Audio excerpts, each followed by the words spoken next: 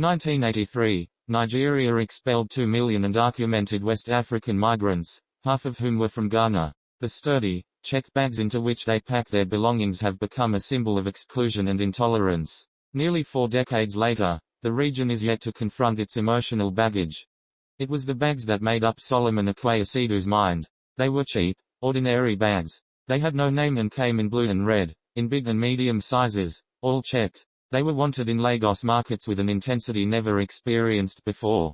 Nigerian traders sold out of the bags as hundreds jostled to get as many as they could to pack their things into. The bags had always been popular. They were big and spacious and sturdy enough for long-haul travel. But it was when people started calling them Ghana must-go bags that the young man knew it was time to leave. The bags followed him home, as he crossed 2 countries to return to Ghana and, 36 years later, they still stare at him from stores on every corner, with the same cursed name. They represent a period of despair that many Ghanaians would rather forget. I was not ready to leave, said Akwe, now 67. I had just one bag with me.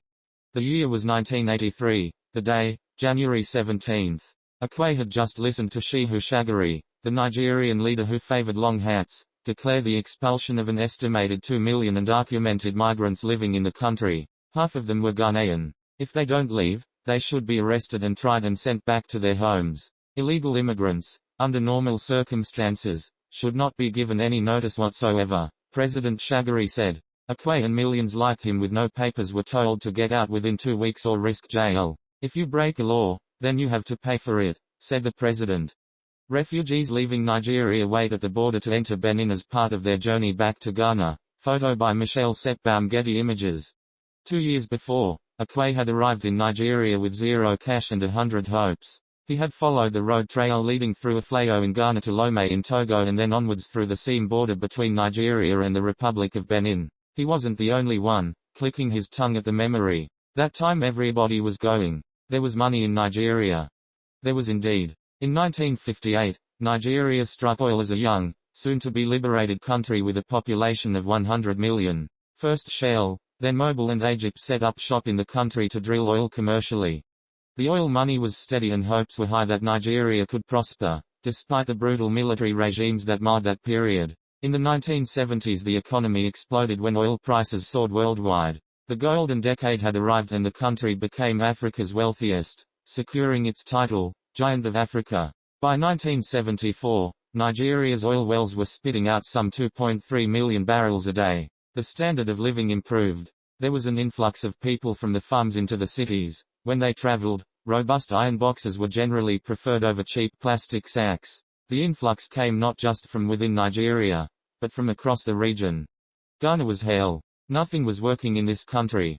While Nigeria was booming, its closest English-speaking neighbor, Ghana, was going through quite the opposite. A deadly mix of famine and insurgency was precipitated by a crash in the price of cocoa. Ghana was the world's largest cocoa producer in the 1960s, and the 1966 coup, which ousted independence leader Kwame Nkrumah. At the time, the country's population hovered around the 7 million mark, but several million people decided to journey east and try their fortunes in prosperous Nigeria. Ghana was hell, said Dr. Mouli Ajayi, a retired English lecturer from the University of Ghana. Ghana was close to a failed state and, like Akwe, Ajayi was forced to leave. Nothing was working in this country, Ajayi said, speaking from the garden chair of his Accra home. Money was hard to come by and when he did have it, he couldn't use it. Food was scarce, he couldn't buy even a tin of milk. At grocery stores, queues were common. Recruiters from Nigeria came to Ghana looking for people who would like to teach or take up casual jobs, the jobs Nigerians themselves were unwilling to do. But Ajayi, jobless even with a degree, had missed the call. Determined, he traveled on his own to the Yoruba town of Ejigbo, in Nigeria's west and stayed with an uncle. Ejigbo felt like home. Many here were also from Ghana and Ajayi's mother tongue, flowed like wine from their mouths. Unlike Ajayi, Akwe was uneducated. That didn't stop him from making it in Lagos, then the capital city, where big money was rolling in. He made enough to send back to his wife and child. His first job was molding building blocks. He landed another as a guard in Victoria Island, an elite suburb, where he opened gates for important people. He loved the calm. It was so quiet that, in some places, certain cars were not allowed to move so that they wouldn't disturb the rich folks. So many Ghanaians went to Nigeria that it seemed like every Ghanaian family had a relative working there. Across the 19 states that existed then, there are now 36. Primary and secondary schools were filled with Ghanaian teachers, who were well known for their thoroughness and their pankirs, the long, supple beating sticks wrapped lovingly in sticky tape for added sting. Law offices, shoe repair shops, ice cream parlors, restaurants and brothels were flooded with neighbors from the West. Life was good. Akwe was lucky to secure a small room meant for domestic workers in one of the mansions that lined Kofo Abayomi Street. There, he made friends with big men. I even knew Captain Gowan Jr. I knew him. Akwe swears, jumping at the memory. Captain Isaiah Gowan is the younger brother of General Yakubu Gowan, the one-time military head of state. He was staying at the Plateau State Governor's house and I was there as a security man. On the weekends, he joined the large crowds watching criminals being executed at Bar Beach. Then he ate banku, a Ghanaian specialty, and drank with friends. Even on his small salary, things were affordable. I would go to Ajej Market to buy food for the whole week and it would not reach 5 naira, he recalls incredulously. Returning refugees at the Ghana border. Photo by Michelle Setbaum, Getty Images. And then came the oil crash. Global oil prices started to dip in 1982. When large consumer markets such as the United States and Canada slipped into recession and demand was low.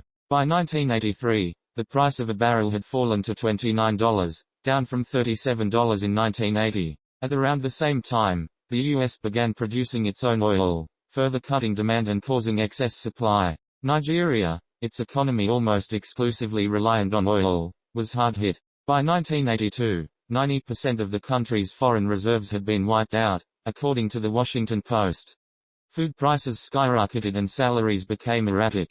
Ajayi, who had taken up a job as a public teacher in Kishi, western Nigeria, felt the pinch. State governments could only pay salaries after 2 months. Poor policy decisions at the highest level of government only made things worse. Ghana's nightmare was being replayed in Nigeria. As it began to feel the crunch, Nigeria started to turn inwards. By 1982, politicians started to use words like aliens in their manifestos in preparation for the 1983 general elections. They blamed African migrants, especially Ghanaians, for the flailing economy. Ghanaians had taken all the jobs and brought crime to Nigeria and, if elected, they would chase them out, they promised. It didn't take long for this animosity to spill over into relations between Nigerians and Ghanaians. Akwe heard stories of Ghanaians being physically harassed and tried to keep out of trouble. Even with a weakening economy, Lagos Victoria Island was a gift and most people were nice to him. So when the announcement came that morning of January 17, Akwe was stunned. He doesn't remember now how much it cost to get the legal papers, but he had not bothered about it until then. No one really had. At first Akwe thought he could avoid leaving. Ghana was still unstable with a military regime that was battling uprisings. He had no reason to go back. But after the announcements, the hostilities had grown. Rumors spread that the government had ordered locals to beat up any illegal Ghanaians still in the country by January 31 deadline. Aerial view of the Benin-Nigeria border as expelled Ghanaians wait to leave Nigeria. Photo by Michelle Setbaum, Getty Images. Those plastic checked bags were everywhere. Heavy-hearted, Akwe packed some for a friend who decided to leave early to beat the crowds to the borders. By the 30th, Akwe knew he couldn't risk staying. I left there. I remember that it was the 31st I left. That was the last day. I left around 11:30 in the morning, he said. You'll say you won't go? If somebody kills you, who are you going to ask? The borders were a disaster, crammed with desperate people carrying chairs on their heads, dragging their checked bags and selling off whatever they couldn't lift to make money to pay for fares that had doubled. Millions streamed out through any possible exit they could find, through Shaki, in western Nigeria, to northern Benin. Down south, at the Seam border in Lagos, stampedes would kill many. Dozens were loaded onto open haulage trucks headed for Ghana.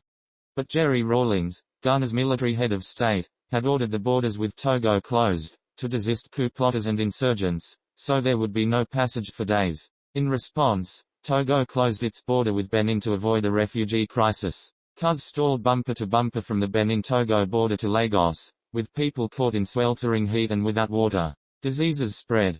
The United States prepared to send in aid. The League of Red Cross Societies airlifted 500 tents, 10,000 blankets and thousands of buckets, according to the Washington Post. There was one crucial difference. The Nigerians were rich. The international community condemned Nigeria's decision to expel foreigners, but Ajayi is convinced it was long coming, that Nigeria's leaders considered it an overdue and necessary payback. When he was 14 and in elementary school, back in 1969, he had witnessed the then Ghanaian Prime Minister, Kofi Buja, invoke the Aliens Compliance Order and deport an estimated 2.5 million undocumented African migrants, the majority of whom were Nigerians. The Nigerians had grown annoyingly enterprising, their business acumen sharper, to the detriment of Ghanaian businesses. Even in Ghana's instability, Nigerian traders managed to have everything, and at cheaper prices, Ajayi said. The resulting fear shook the Nigerians affected. Most had intermarried, and traced their roots back to trade relationships between the two regions, even before colonial rule. There was one crucial difference between the Nigerians expelled from Ghana in 1969 and the Ghanaians expelled from Nigeria in 1983. The Nigerians had money, said Green Doom, a Nigerian media entrepreneur who has lived in Ghana for a decade. I've interacted with those who were affected. Unlike the artisans and teachers expelled in Nigeria, they were rich. They were traders in kola nut who made big money and built houses. They left their houses or sold them cheaply. Nonetheless, in their haste to flee, the Nigerian deportees suffered. I saw what it was. They were stuck at the Aflao, Togo, border. People died there and it was a humanitarian issue, Ajayi said. The government's announcement had emboldened ordinary Ghanaians, who taunted the foreigners. Even before the deadline, Ajayi remembered chants of, "Go home, what are you still doing here?" The deadlock in 1983 was finally broken by Ghana, which reopened its borders and sent ships to Cotonou in Benin to reduce the numbers traveling by road. Many fell into the sea because of the sheer volume of people scrambling for a place on the ships. Squeezed into one of those ships, Akwe looked around, marking fallen faces and identifying people he knew. All my friends were there. I saw my brother too. I didn't even know he was in Nigeria. We met in the ship. He went back to farming and raised 6 more kids through Ghana's bad times. Nowadays, he prefers to remember the exodus in 1983 with grace. What will you do? He asks. The person who owns his thing is ready to take it from you. You don't have anything to say, you just give him. Ajayi is not so forgiving, not for what Ghana did and not for how Nigeria returned the favor. He had left his teaching job in 1984 as Nigeria crumbled and headed to Libya to teach English. A year later, then military ruler, General Muhammadu Buhari, Nigeria's current president, announced another expulsion, this time, of all foreigners, including those who had residence permits. About 700,000 were again forced out. It was another stab in the back for a Ghana that was already doubled over. In neighboring Côte d'Ivoire, where Ghanaians had once migrated to en masse, the phrase "tombe comme le Ghana," fallen like Ghana, became a common idiom. The country's economy suffered some more before a steep climb up after interventions from the International Monetary Fund and the World Bank. The tit-for-tat expulsions haunted relations between Ghana and Nigeria for many years. They still do. Even though Nigerian music plays on Ghanaian radio stations every morning, Ghanaian actors are a Nollywood staple and trade between the two countries is in ruddy health. Nigeria has never officially apologized to Ghana for 1983 and 1985, and Ghana has never apologized for 1969.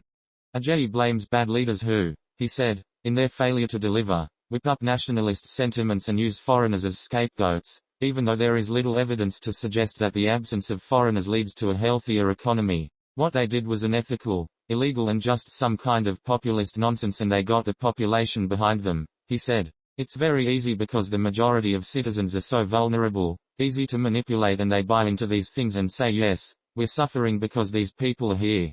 The Nigerian anti-foreigner directives happened despite the Economic Community of West African States, ECOWAS, protocols, introduced the decade before, that allowed for some form of free movement for West Africans in the region, provided they have the right paperwork.